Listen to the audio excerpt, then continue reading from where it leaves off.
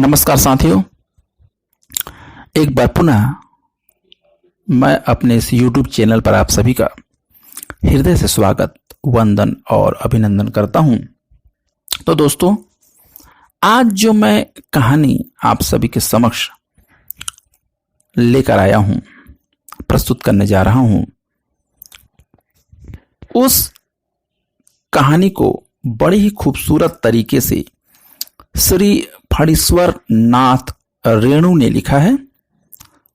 श्री फणीश्वर नाथ रेणु जी ने भी बहुत ही अच्छी कहानियों का लेखन किया है। यह कहानी भी उनकी प्रसिद्ध कहानियों में से एक है और इस कहानी का नाम है ठेस। जी हाँ दोस्तों, ठेस ये आप सभी ने इस कहानी को अपने बाल्यकाल में अपने बाल भारती की पुस्तकों में जरूर पढ़ा और सुना होगा। इससे पहले कि मैं इस कहानी ठेस को प्रस्तुत करूं, आइए बहुत ही संक्षिप्त में हम सभी श्री फणीश्वर नाथ रेणु जी का जीवन परिचय जानते हैं। श्री फणीश्वर नाथ रेणु का जन्म सन 1921 में बिहार के पूर्णिया जिले के एक छोटे से गांव औराही हिंगला के मध्यम वर्गीय किसान परिवार में हुआ था। इनकी शिक्षा नेपाल तथा काशी हिंदू विश्वविद्यालय में हुई थी। इन्होंने पढ़ाई छोड़कर राजनीति में भी भाग लिया और सन 1953 में वे लेखन कार्य में पूर्ण रूप से प्रवृत्त हो गए। इनकी प्रथम उपन्यास मैला आंचल ने इन्होंने हिंदी उपन्यास साहित्य में अपनी श्रेष्ठतम लेखकों में स्थान प्राप्त कर दिया। इनकी प्रसिद्ध कृति भी है मैला आंचल। इनकी अन्य रचनाओं और क्या क्या है, आइए अपन देखते हैं। मैला आंचल के साथ साथ परिकथा, जलूस आदि इनके उपन्यास तथा ठुमरी, आदिम रात्रि की महक आदि इनकी प्रसिद्ध कहानी संग्रह है। प्रस्तुत कहानियां तथा इनकी कहानियों की विशेषता क्या रहती है दोस्तों, कि इन्होंने आज के बदलते वातावरण में गांव के लोगों की आत्मीयता का चित्रण किया है।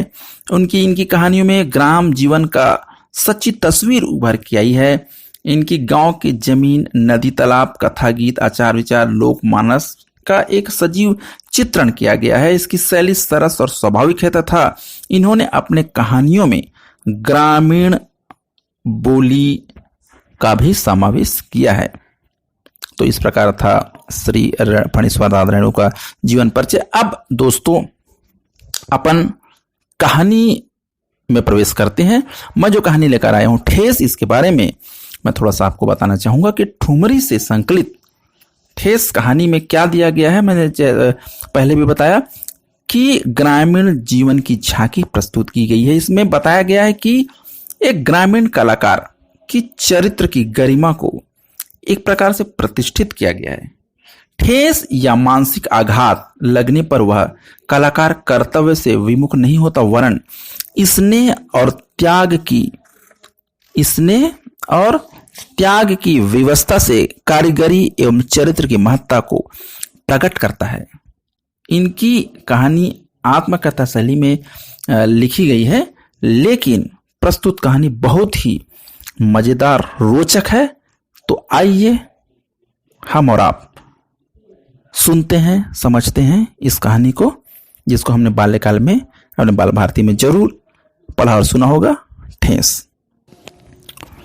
खेती बाड़ी के समय गांव के किसान सिरचन की गिनती नहीं करते। लोग उसको बेकार ही नहीं, बेगार समझते हैं। इसलिए खेत खलिहान की मजदूरी के लिए कोई नहीं बुलाने जाता सिरचन को। क्या होगा उसको बुलाकर? दूसरे मजदूर खेत पहुंचकर 1/3 काम कर चुके होंगे, तब कहीं सिरचन हाथ में खुरपी डुलाता हुआ दिखाई दे पड़ेगा। पगडंडी पर तौल तौल कर पांव रखता हुआ धीरे धीरे। मुफ्त में मजदूरी देनी हो तो और बात है। आज सिरचन को मुक्तखोर, कामचोर या चटोर कह ले कोई। एक समय था जबकि उसकी मड़ैया के पास बड़े बड़े बाबू लोगों की सवारियां बंधी रहती थी। उसे लोग पूछते ही नहीं थे, उनकी खुशामद भी करते थे। ओ सिरचन भाई, अब तो तुम्हारे हाथ में यह कारीगरी रह गई है सारे इलाके में। एक दिन भी समय निकाल कर चलो। कल बड़े भैया की चिट्ठी आई है शहर से। सिरसन से एक जोड़ी चिक बनवा कर भेज देना। मुझे याद है, मेरी माँ जब कभी सिरचन को बुलाने के लिए कहती, मैं पहले ही पूछ लेता भोग क्या क्या लगेगा। माँ हंसकर कहती, जा जा, बेचारा मेरे काम में पूजा भोग की बात नहीं उठाता कभी। ब्राह्मण टोली के पंचानंद चौधरी के छोटे लड़के को एक बार मेरे सामने ही बेपानी कर दिया था सिरचन ने। तुम्हारी भाभी नाखून से खाट कर तरकारी परोसती है और इमली का रस डालकर कढ़ी तो हम कहार कुम्हारों की घरवाली बनाती है, तुम्हारी भाभी ने कहाँ बनाई। इसलिए सिरचन को बुलाने से पहले मैं माँ से पूछ लेता। सिरचन को देखते ही माँ हुलस कर कहती, आओ सिरचन, आज नैनू मत रही थी तो तुम्हारी याद आई घी की डाली के साथ चूड़ा तुमको बहुत पसंद है ना। और बड़ी बेटी ने ससुराल से संवाद भेजा है, उसकी ननद रूठी हुई है मोती की शीतल पार्टी के लिए। सिरचन अपनी पनियाई जीभ को संभाल कर हंसता, घी की सौंधी सूंघ सूंघ कर ही आ रहा हूं काकी, नहीं तो शादी ब्याह के मौसम में दम मारने को भी छुट्टी कहाँ मिलती है। सिरचन जाति का कारीगर है। मैंने घंटों बैठकर उसके काम करने के ढंग को देखा है। एक एक मोती और पटेरे को हाथ में लेकर बड़े जतन से उसकी कुच्ची बनाता, फिर कुच्चियों को रंगने से लेकर सुतली सुलझाने में पूरा दिन समाप्त। काम करते समय उसकी तन्मयता में जरा भी बाधा पड़ी कि गेहूं सांप की तरफ फुमकार उठता। फिर किसी दूसरे से करवा लीजिए काम। सिरचन मुंहचोर है, कामचोर नहीं। बिना मजदूरी के पेट भर काम करने वाला कारीगर।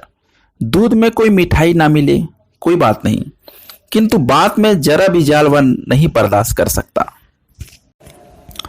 सिरचन को लोग चटोरा भी समझते हैं। तली बघारी हुई तरकारी, दही की कढ़ी, मलाई वाला दूध, इन सब का प्रबंध पहले ही कर लो, तब सिरचन को बुलाओ, दुम हिलाता हुआ हाजिर हो जाएगा। खाने पीने में चिकनाई की कमी हुई कि काम की सारी चिकनाई खत्म। काम अधूरा रखकर उठ खड़ा होगा। आज तो अब अध कपाली दर्द से माथा टनटना रहा है, थोड़ा सा रह गया है, किसी दिन आकर पूरा कर दूंगा। किसी दिन माने कभी नहीं।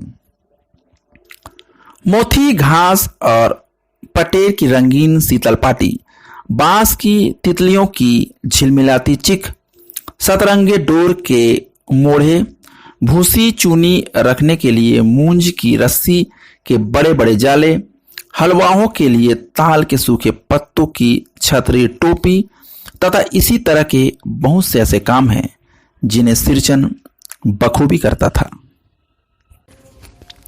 यह दूसरी बात है कि अब गांव में ऐसे कामों को बेकाम का काम समझते हैं लोग।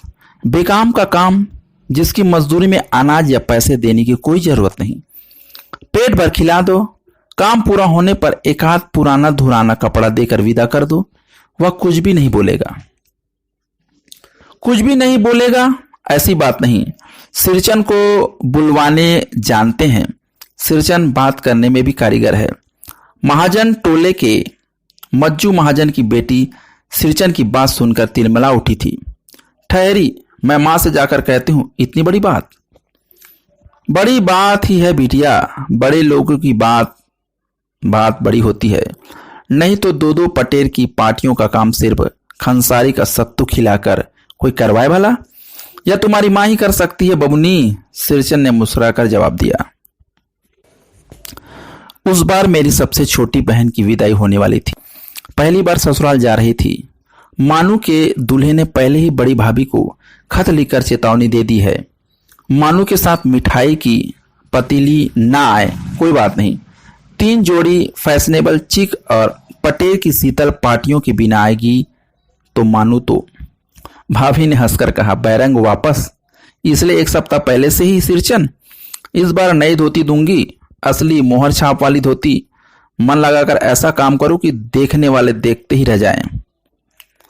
पान जैसी पतली छुरी से बांस की तीलियों और कमानियों को चिकनाता हुआ सिरचन अपने काम में लग गया। रंगीन सुतलियों में गन्ने डालकर वह चिक बुनने लगा। 1.5 हाथ की बिनाई देखकर ही लोग समझ गए कि इस बार एकदम नए फैशन की चीज बन रही है, जो पहले कभी नहीं बनी थी। मंजली भाभी से नहीं रहा गया, पर्दे की आड़ से बोली, ऐसा जानती कि मोहर छाप वाली धोती देने से अच्छी चीज बनती है तो भैया को खबर भेज देती। काम में व्यस्त सिरचन के कानों में बात पड़ गई। बोला, मोहर छाप वाली धोती के साथ रेशमी कुर्ता देने पर भी ऐसी चीज नहीं बनती बहुरिया। मानू दीदी काकी से सबसे छोटी बेटी है। मानू दीदी का दूल्हा अफसर आदमी है। मंजली भाभी का मुंह लटक गया। मेरी चाची ने फुसफुसा कर कहा, किससे बात करती है बहू? मोहर छाप वाली धोती नहीं, मूंगिया लड्डू। बेटी की विदाई के समय रोज मिठाई जो खाने को मिलेगी, देखती है ना। दूसरे दिन चिक की पहली पांति में 7 तारे जगमगा उठे। 7 रंग के हैं। सत भैया तारा। सिरचन जब काम में मग्न रहता तो उसकी जीभ जरा बाहर निकल आती है ओंठ पर। अपने काम में मगन सिरचन को खाने पीने की सुध नहीं रहती। चिक में सूतली के फंदे डालकर उसके पास पड़े सूप पर निगाह डाली। चिवड़ा और गुड़ का एक सूखा ढेला। मैंने लक्ष्य किया। सिरचन की नाक के पास 2 रेखाएं उभर आई। मैं दौड़कर मां के पास गया। मां, आज सिरचन को कलेवा किसने दिया है? सिर्फ चिवड़ा और गुड़? मां रसोई के अंदर पकवान आदि बनाने में व्यस्त थी। बोली, मैं अकेले कहां कहां देखूं? अरे मंजली, सिरचन को बूंदिया क्यों नहीं देती? बूंदिया मैं नहीं खाता काकी। सिरचन के मुंह में चिवड़ा भरा हुआ था। गुड़ का ढेला सूप में एक किनारे पर पड़ा रहा था अछूता। मां की बोली सुनते ही मंजली भाभी की भौहें तन गई। मुट्ठी भर बूंदिया सूप में फेंक कर चली आई। सिरचन ने पानी पीकर कहा, मंजली बहुरानी अपने मैके से आई हुई मिठाई भी इसी तरह हाथ खोलकर बांटती है क्या? बस मंजली भाभी अपने कमरे में बैठकर रोने लगी। चाची ने मां के पास जाकर लगाया। छोटी जाति के आदमी का मुंह भी छोटा होता है। मुंह लगाने से सिर पर चढ़ेगा ही। किसी की नैहर ससुराल की बात क्यों करेगा वह? मंजली भाभी मां की दुलारी बहू है। मां तमतमा कर बाहर आई। सिरचन, तुम काम करने आए हो या अपना काम करो। बहुओं से बदकुट्टी करने की क्या जरूरत? जिस चीज की जरूरत हो मुझसे कहो। सिरचन का मुंह लाल हो गया। उसने कोई जवाब नहीं दिया। बांस में टंगे हुए अधूरी चिक में फंदे डालने लगा। मानू पान सजाकर बाहर बैठक खाने में भेज रही थी। चुपके से पान का एक बीड़ा सिरचन को देती हुई बोली, सिरचन दादा, काम काज का घर, 5 तरह के लोग 5 किस्म की बातें करेंगे। तुम किसी की बात पर कान मत देना। सिरचन ने मुस्कुराकर पान का बीड़ा मुंह में ले लिया। चाची अपने कमरे से निकल रही थी। सिरचन को पान खाते देखकर अवाक हो गई। सिरचन ने चाची को अपनी ओर अचरज से घूरते हुए देखकर कहा, छोटी चाची, जरा अपनी डिबिया का जर्दा तो खिलाना, बहुत दिन हुए। चाची कई कारणों से जले भुनी रहती थी। सिरचन से गुस्सा उतारने का ऐसा मौका फिर नहीं मिलता। झनकती हुई बोली, मस्खरी करता है? तुम्हारी बड़ी हुई जीभ में आग लगे। घर में भी पान और वो भी जर्दा खाते हो? चटोर कहीं के। मेरा कलेजा धड़क उठा। बस सिरचन की उंगलियों में सुतली के फंदे पड़ गए। मानो कुछ देर तक वह चुपचाप बैठा पान को मुंह में घुलाता रहा। फिर अचानक उठकर पिछवाड़े पीक थूप आया। अपनी छुरी, हंसिया वगैरह समेट संभाल कर झोले में रखा। टंगी हुई अधूरी चिक पर एक निगाह डाली और हनहनाता हुआ आंगन से बाहर निकल गया। चाची बड़बड़ाई, अरे बाप रे बाप, इतनी तेजी! कोई मुफ्त में तो काम नहीं कराता। 8 रुपए में मोहर छाप वाली धोती आती है। इस मुंह से न लगाम है, न आंखों में सील। पैसा खर्च करने पर सैकड़ों चिक मिलेगी। माता टोली की औरतें सिर पर गट्ठा लेकर गली गली मारी फिरती है। मानो कुछ नहीं बोली, चुपचाप अधूरी चिक को देखती रही। 7 तारे मंद पड़ गए। मां बोली, जाने दो बेटी, ये छोटा मत करो। मानू मेले से खरीद कर भेज दूंगी। मानू को याद आई, विवाह में सिरचन के हाथ की शीतल पार्टी दी थी मां ने।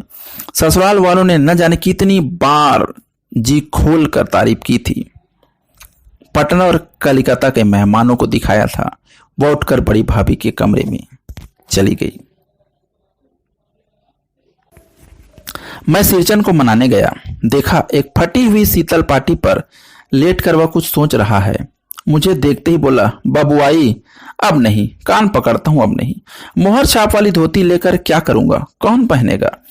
ससुरी खुद मरी, बेटी बेटियों को ले गई अपने साथ।